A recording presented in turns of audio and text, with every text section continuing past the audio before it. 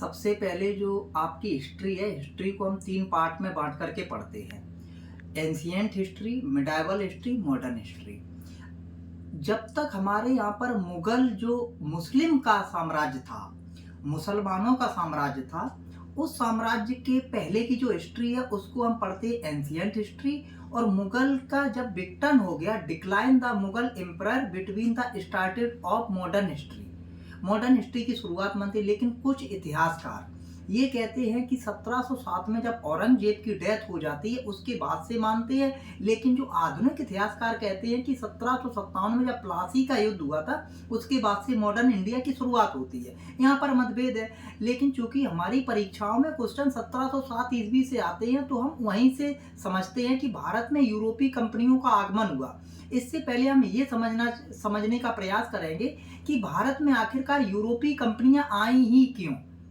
तो सबसे पहले इसका ये कारण था कि पहले जो आपका यूरोप था, यूरोप में दो धर्म अपने वर्चस्व पर थे, जिसमें एक थे ईसाई और दूसरे थे इस्लाम। जो इस्लाम में एक बर्बर जाति थी जिसको बोलते थे तुर्क। तुर्कों ने क्या किया कि कुस्तुनतुनिया से होकर के जो हमारा स्थल मार्ग था उस मार्ग पर तुर्कों ने अपना अधिकार कर लिया। और जब कुस्तुनतुनिया पर 1453 ईस्वी में 1453 में कुस्तुनतुनिया पर तुर्कों का आक्रमण अधिकार हो गया, तब उन्होंने क्या किया कि उन्होंने ये कहा कि अब इस रूट से कोई नहीं आएगा, यहाँ से अब कोई ट्रेड नहीं होगा।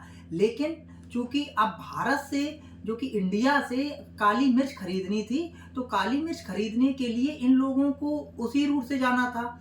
लेकिन इससे पहले हमारा जो व्यापारिक मार्ग था वो समुद्र से होता था। लेकिन चूंकि ये लोग समुद्री रास्ता वो भूल चुके थे, इस कारण से दो देश जो थे वो समुद्री मार्ग की खोज कर रहे थे, जिसमें दो देश अग्रणी पहले स्थान पर आए, जिसमें एक था स्पेन, दूसरे थे पुर्तगाल। स्पेन की रानी इसाबेला ने सबसे पहले अपने एक नाविक को तैयार किया जिसका नाम था कोलंबस, और दूसरा था बार्थोलोम्यो डियाज जो पुर्तगाल से चला। तो लेकिन चूंकि जब ये गया तो इसने सबसे पहले इंडिया को ना खोज करके आपका अमेरिका की खोज कर दी। जब ये अमेरिका पहुंचा तो वहां पर आज का जो वेस्ट इंडीज है उसने ये कहा कि यही इंडिया है। तो चूंकि ये भटक गया था, ये वहां से ना पहुंच करके उसके बाद में 1487 ईस्वी में बार्थोलोम्यो डियाज ने केप ऑफ गुड होप की खोज की। लेकिन ये चूंकि इंडिया तक नहीं पहुंचा, लेकिन इंडिया का सी रूट का जो मार्ग था इसने पूरा आकर के यहाँ पर अपने पुर्तगाल में बताया।